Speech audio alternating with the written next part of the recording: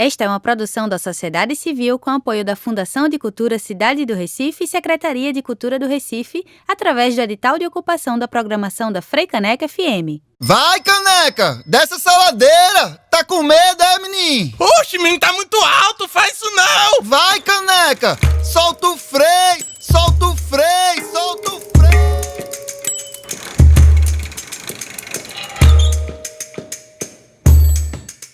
Olá, ouvintes da Rádio Freicaneca FM! E aí, minha benção, já ouviu a palavra da bicicleta hoje? Então continua sintonizado no Solta o Freio, programa da Associação Metropolitana de Ciclistas do Recife, a Amiciclo. Aqui nós debatemos sobre mobilidade, bicicleta, gênero, sustentabilidade, democracia e muito mais. Se você tem uma campanha na bicicleta, já sabe, toca ela agora para todo mundo saber que você está antenado no Solta o Freio aqui na Freicaneca FM. Meu nome é Tuane Teixeira e esse é o Solta o Freio, o seu programa sobre duas rodas e na força do pedal. No programa de hoje, a gente vai falar sobre o poder público e como ele pode atuar na conscientização das pessoas no trânsito. Para conversar com a gente sobre o assunto, convidamos a pesquisadora especialista em mobilidade urbana e fundadora da Multiplicidade e Mobilidade Urbana, Gláucia Pereira. Gláucia tem experiência em metodologias de pesquisa, análise de dados, estatística multivariada, pesquisa origem e destino, modelagens matemáticas e indicadores de sistemas de mobilidade. É pedestre, ciclista e luta por cidades mais humanas e sustentáveis. Que currículo bonitão, hein? Você pode acompanhar o trabalho de Gláucia no site Multiplicidade e Mobilidade Urbana e no Instagram, onde você pode ser direcionado para todos os canais oficiais do Instituto de Pesquisa. Segue lá, @Multiplicidade e Mobilidade, tudo junto. A cada 12 minutos, uma pessoa morre vítima da violência no trânsito, ou seja, 5 mortes a cada hora, conforme o levantamento feito pelo Observatório Nacional de Segurança Viária. De acordo com o estudo, de 2011 a 2015, foram registradas 210 mil mortes em colisões e atropelamento de trânsito. Dentro desses números, em 2018, Recife passou a carregar a marca de quarta capital do país que mais mata no trânsito, com 29 mortos por 100 mil habitantes. Nesse contexto, como tornar as ruas mais seguras para os mais vulneráveis, a exemplo dos pedestres e ciclistas? Qual o papel do poder público na conscientização de quem faz o trânsito cotidianamente? A Associação Metropolitana de Ciclistas do Recife, a Amiciclo, por exemplo, em 2013, realizou o projeto Amigo Motor. Em parceria com a Itamaracá Transporte, motoristas de ônibus pedalaram e sentiram na pele a experiência de levar um fino do veículo. Assim eram apresentados os desrespeitos cometidos contra os ciclistas no trânsito. Esse é um belo exemplo de ação de sensibilização que contribui para um trânsito ainda mais humano, de forma muito didática, de fácil replicação e a baixo custo. Mas vamos ouvir um pouco do que Gláucia tem a falar sobre o assunto. Olá, Gláucia, é um prazer enorme te receber por aqui no Solta o Freio. Muito obrigada por fazer esse pedal acontecer com a gente. A primeira pergunta que eu tenho para você é: onde as gestões pecam na hora de estabelecer uma política de transportes e de mobilidade nas cidades? Oi, gente, muito feliz de estar aqui participando desse Solta o Freio, falando desse tema tão importante. As gestões, elas falham em não entender o sistema como um todo, né? Não entender que as pessoas são pessoas e não são modos de transporte. Então, geralmente, as gestões fazem políticas públicas visando cada um dos modos de transportes, o carro, o ônibus, o metrô, o a pé, a bicicleta, mas não entende que as pessoas têm que viver essa cidade. Então, isso impacta quando vai se discutir prioridades, quando vai se discutir orçamento, quando vai se discutir como medir os benefícios gerais para a população. Então, por exemplo, fazem uma medida que ligeiramente contra o automóvel e só se preocupam com as pessoas que estão dentro desse automóvel e não com a sociedade como um todo que vai se beneficiar dessas medidas. Então, eu acredito que a grande falha hoje das gestões públicas é não entender que as pessoas vivem na cidade e que precisam se deslocar e que somos uma sociedade como um todo e não pessoas dentro dos seus modos de transporte. Perfeito. E o que você tinha a dizer sobre os comportamentos brasileiros no trânsito, né? O que é que você acha que eles dizem sobre a nossa formação em cidadania? Bom, acho que tem uma grande parte filosófica que é entender se o comportamento no trânsito é o comportamento dessas pessoas, no geral, na vida delas como um todo, ou se o trânsito, de fato, tem esse poder de alterar o jeito que a pessoa é. Eu acredito que é um pouco um pouco das duas, né? O trânsito, de fato, é bastante estressante. Eu costumo dizer que o trânsito no Brasil ele é bastante democrático, porque ele tá ruim para todo mundo, assim. Tá ruim para quem tá a pé, tá ruim para quem tá de bicicleta, tá ruim para quem tá de transporte coletivo e também tá ruim para quem tá dentro de um veículo motorizado, né? Ou os motociclistas estão morrendo, ou as pessoas que estão dentro do carro estão matando, estão estressadas e estão endividadas. Então, o sistema ele está ruim para todo mundo. Agora, se o trânsito, de fato, tem esse poder de fazer as pessoas se comportarem mal, a gente precisa, tem mais um motivo aí para a gente mudar esse trânsito e tentar fazer uma cidade que não deixe as pessoas estressadas. E isso é mais um motivo para se investir em mobilidade ativa, que deixa as pessoas mais tranquilas enquanto pedalam no caminho, né? Então, é melhor que a gente tenha uma cidade que a gente se preocupe em que, de fato, a gente possa fazer para, na prática, transformar essa cidade numa cidade mais humana e menos estressante, né? Porque se a gente fica nessa filosofia, o que veio primeiro, as pessoas ruins ou o trânsito ruim, a gente não vai sair dessa roda. Perfeito, Glaucia. E você não consegue listar, por exemplo, algumas iniciativas que o poder público poderia fazer para gerar essa conscientização no trânsito e garantir um trânsito mais seguro, por exemplo, para que as pessoas possam transitar mais seguras e mais tranquilas, como você está trazendo aqui para a gente? Bom, é importante que a gente entenda que essa conscientização, ela não é só de quem usa o trânsito, mas também precisa de uma conscientização dentro de quem faz as políticas públicas e uma conscientização geral sobre o que essas medidas são capazes de fato de fazer. Então, por exemplo, campanhas na TV ou no rádio têm suas limitações. A gente não pode... a ferramenta ela tem só um poder limitado, né? Você não consegue, de fato, conscientizar toda uma população. Agora, é importante que a gente entenda que as medidas de trânsito, elas não precisam ser só nesse sentido da consciência. A gente também consegue comunicar coisas importantes por meio de ações físicas na rua. Então, uma boa sinalização, você construir curvas que não sejam tão abertas, para que as pessoas, de fato, reduzam as velocidades quando chegam nesse cruzamento, colocar a faixa de pedestre no nível da calçada, né, aquela que em alguns lugares chamam de lombofaixa. Isso comunica muito bem de quem é a prioridade e de quem não é a prioridade, né, de quem tem que parar. Então, essa conscientização não é só educativa no sentido do longo prazo, mas ela também se dá visualmente na rua, né, nessa forma de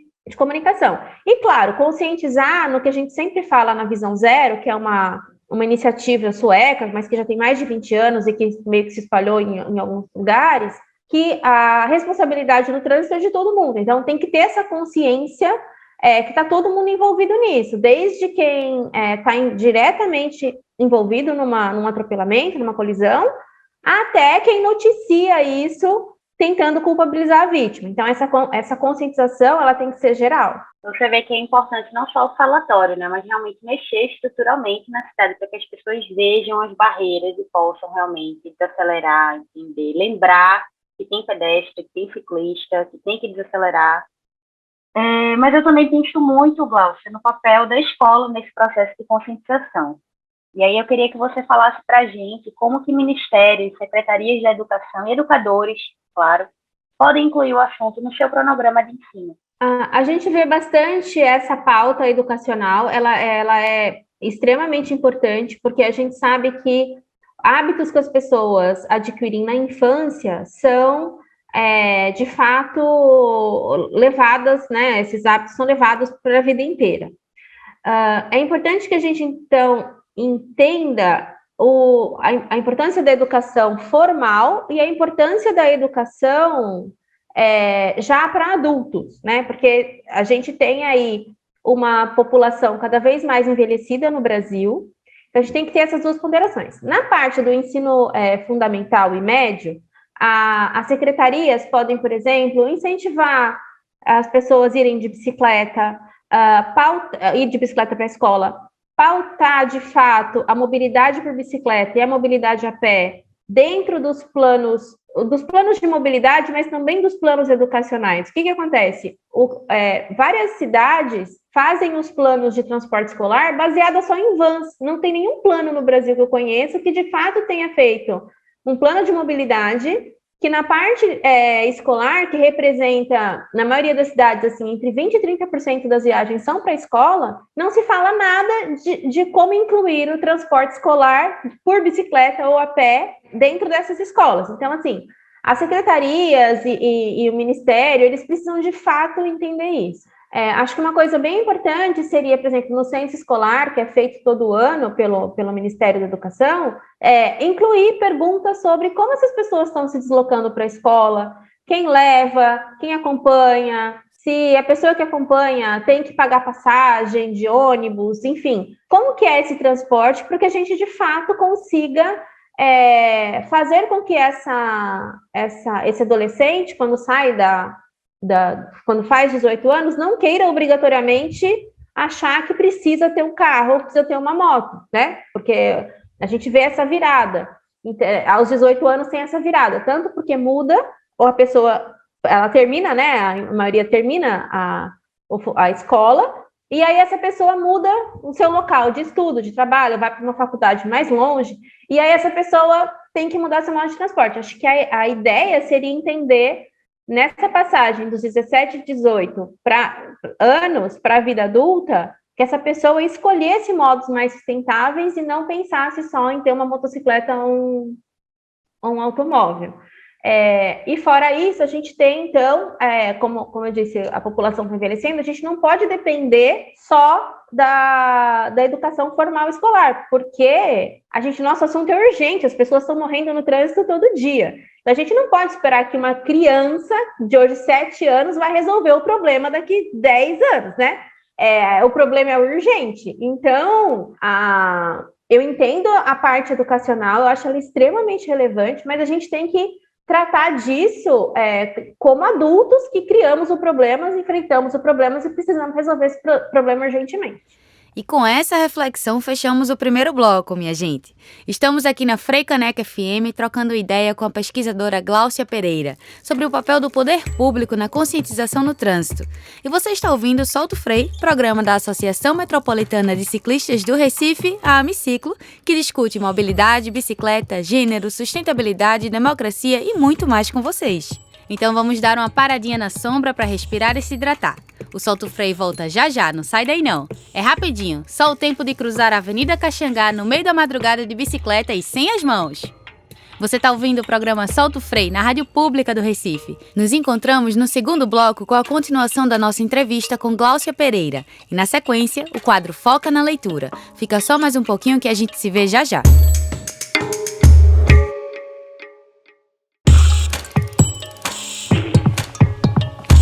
Voltamos com o Solto Frei, programa da Associação Metropolitana de Ciclistas do Recife, a Amiciclo. Aqui nós debatemos mobilidade, bicicleta, gênero, sustentabilidade, democracia e muito mais.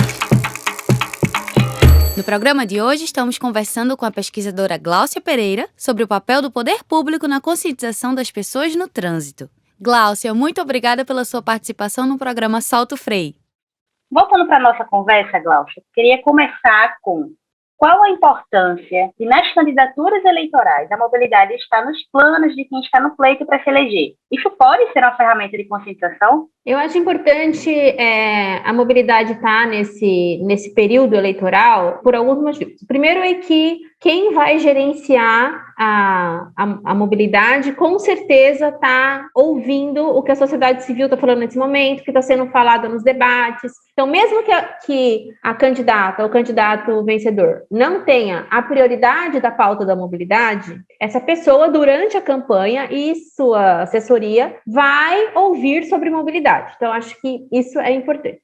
A segunda questão é que, neste momento, os programas de governo, melhor dizendo, estão sendo elaborados. Então, é uma chance de inserir mais coisas sobre mobilidade. E a outra, que eu acho que é o que mais está pegando agora, é que está tendo um entendimento, a gente está tendo um entendimento como um todo, que a mobilidade ela serve cada vez mais na pauta de direito à cidade. É importante que a gente diga, então, que a mobilidade ela vai servir para a pessoa ir num posto de saúde, para a pessoa ir estudar, para a pessoa ir trabalhar.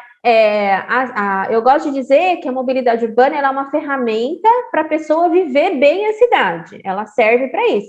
Não adianta você ter, por exemplo, um posto de saúde maravilhoso se ninguém consegue chegar lá. Então, na campanha eleitoral, é importante que essa política de mobilidade esteja articulada conjuntamente com outras políticas públicas.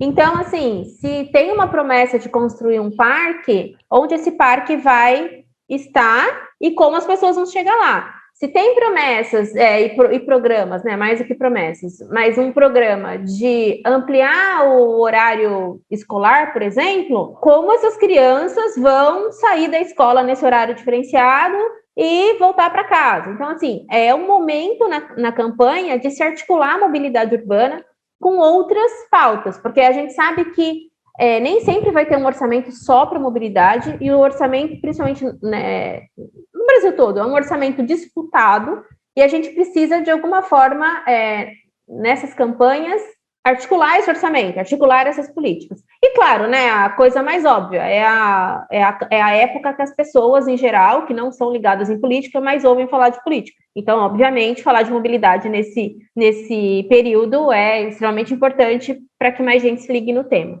Agora vamos falar um pouquinho do nosso coleguinha europeu, né? Vou trazer aqui um exemplo que é da França, né, que anunciou que ia trocar carro velho por bicicleta. Eu considero que isso é um belo exemplo de medida de incentivo do poder público, né, em ferramenta de conscientização da população. Quais os benefícios dessa atitude e o que é que ela significa? Olha, essa é uma medida importante, mas ela é um pouco... A gente precisa discutir a questão social disso. Obviamente, né, trocar carro por bicicleta é o que a gente quer, é a melhor situação, tá? Mas no caso, assim, trazendo se fosse para o Brasil, tá? O que é carro velho e quem tem carro velho? Quem tem carro velho, geralmente são pessoas pobres, negras, periféricas, que não conseguem comprar um carro novo e provavelmente se esforçaram muito para comprar este carro velho. Quem mais polui, gasta e mata são pessoas que correm com carros novos, que tem dinheiro para comprar carro todo ano, que faz muito mais viagens de automóvel do que necessário, mesmo sendo viagens curtas. Então, eu acho que, para mim, trocar carro por bicicleta é importante? Sim. Focar em pessoas que têm menos poder aquisitivo, são mais periféricas, negras e, de fato, precisam, às vezes, desse automóvel ou para trabalhar, ou para, enfim, fazer alguma entrega, ou porque realmente moram num lugar que não tem transporte público, não sei se é uma boa medida de ser, assim, só que se seria copiada, entende? Porque eu acho que tem um fator social brasileiro importante para se discutir aí. Agora, eu acho que a gente sempre tem, então, que segmentar, racializar esse debate, entender esse debate por meio de classes, entender de fato quem usa o transporte em qual lugar. Então, a gente precisa começar a pensar isso antes de só achar que uma medida pode ser boa ou ruim. Não, com certeza. Quando a gente pensa sobre isso e pensando na lógica das grandes cidades, né, a gente sabe que é a população preta que está mais longe de infraestrutura ferroviária, mais longe de transporte público de qualidade, mais longe dos locais de comércio, de saúde, de lazer, de educação. E aí você foca nessas pessoas querendo que elas abdiquem já do pouco que tem, né? Apesar de que também tem dessa classe a grande população que utiliza a bicicleta, né? Então, eu acho que são medidas importantes, mas sim, me parece que fica sempre intacta aquele grupo de uma pequena porcentagem de pessoas que usam o carro para ir na padaria, né? Mesmo morando o prédio a 2 quarteirões da padaria. A gente tem uma cultura fortíssima do carro e fica congestionando os bairros nobres por nada. Isso, deixa eu só te dar mais um dado. Aqui na Multiplicidade a gente fez uma pesquisa com dados do IBGE já disponíveis, que mostram que, em média, 50% da população não automóvel nos seus domicílios, né? E quando a gente desdobra esse número para domicílios formados por pessoas negras e domicílios formados por pessoas brancas, a gente percebe que 70% dos domicílios formados por pessoas negras não têm automóvel. Então, quando a gente está falando de despriorizar o automóvel, a gente também está falando de atacar uma política que sempre privilegiou pessoas brancas, porque quando a gente olha para os domicílios formados por pessoas brancas, 36% só não tem automóvel. Então, despriorizar o automóvel também faz parte dessa luta antirracista. Isso bate com um dado tristíssimo, né, do DataSUS, que é sobre a cor das pessoas que estão inspiradas na pista morta, né? Você está me dizendo que a maioria de quem tem carro são pessoas que são brancas, né, que têm carros em seus domicílios, e a maior parte das pessoas que morreram, né, por colisão de trânsito, pessoas ciclistas, pessoas pedestres, mas ciclistas principalmente, são pessoas negras, né? Ou são pessoas pretas, ou são pessoas pardas, e aí formando para o IBGE a classe, o grupo de pessoas negras. Então faz todo sentido, né? Então, onde é que a gente tem que focar as nossas políticas públicas para diminuir o uso do carro, para que essas mortes e acidentes, e colisões, e sustos, e enfim, dores parem de acontecer, né? Para finalizar, eu tenho uma última pergunta para você, que é: como podemos, Glaucia, ser agentes de conscientização para um trânsito seguro, inclusivo e sustentável? Eu acredito que a gente tem vários âmbitos para lutar. Tem esse âmbito individual, né, das decisões individuais, que tem efeito, mas é um efeito relativamente pequeno.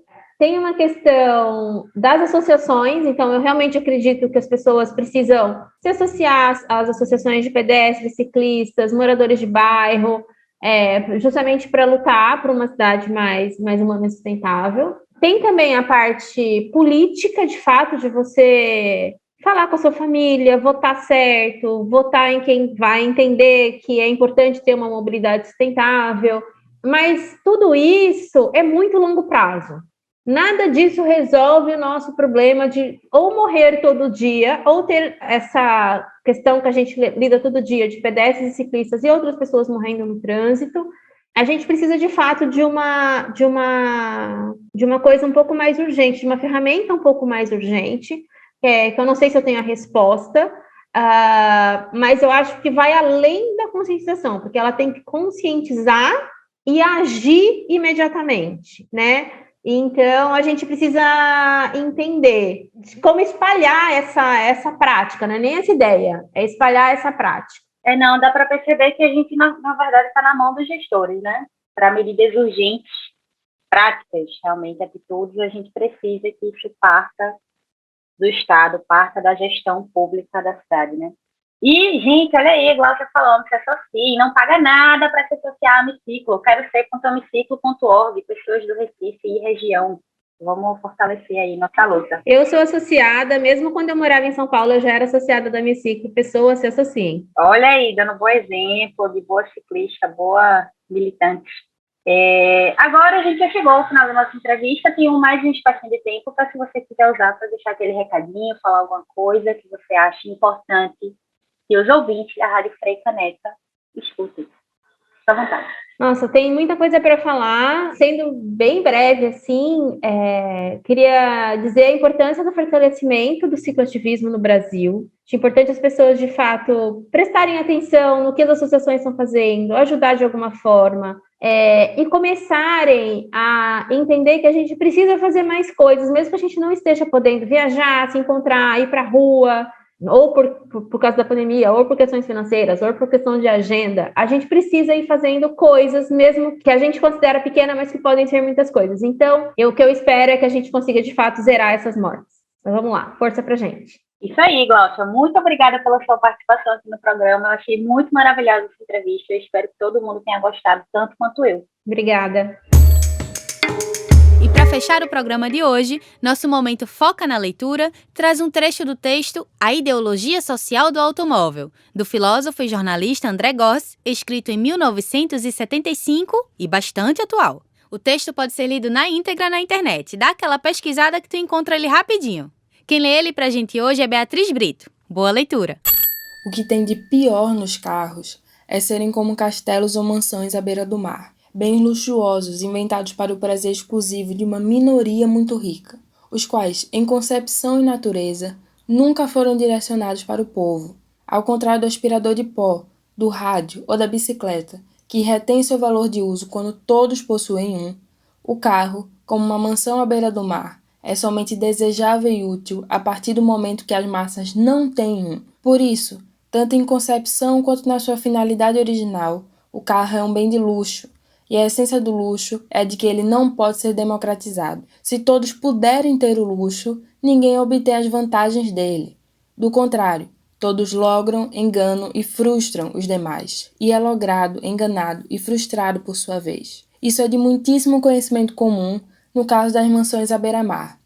Nenhum político ousou ainda reivindicar que democratizar o direito às férias significasse uma mansão com praia particular para cada família. Todos compreendem que se cada 13 ou 14 milhões de famílias usassem somente 10 metros da costa, tomaria-se 140 mil quilômetros de praia para que todos tivessem sua parte. Para dar a todos sua parte, teria-se que cortar as praias em tiras pequenas, ou espremer tão fortemente as mansões que seu valor de uso seria nulo e sua vantagem sobre um complexo hoteleiro desapareceria. De fato, a democratização do acesso às praias aponta somente uma solução, a solução coletivista, e essa solução está necessariamente em guerra com o luxo da praia particular, que é um privilégio que uma minoria pequena toma como seu direito às custas de todos. Agora, por que aquilo que é perfeitamente óbvio no caso das praias não é geralmente visto da mesma forma no caso do transporte? Como a casa de praia, um carro não ocupa também um espaço escasso?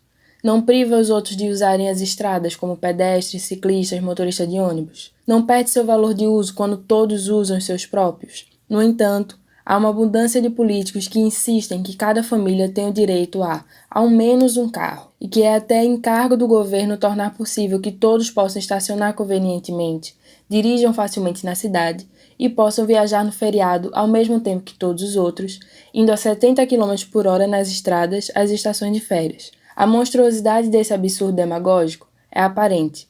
No entanto, mesmo a esquerda não desdém de recorrer a ela. Por que o carro é tratado como uma vaca sagrada? Porque, ao contrário de outros bens privados, ele não é reconhecido como um luxo antissocial.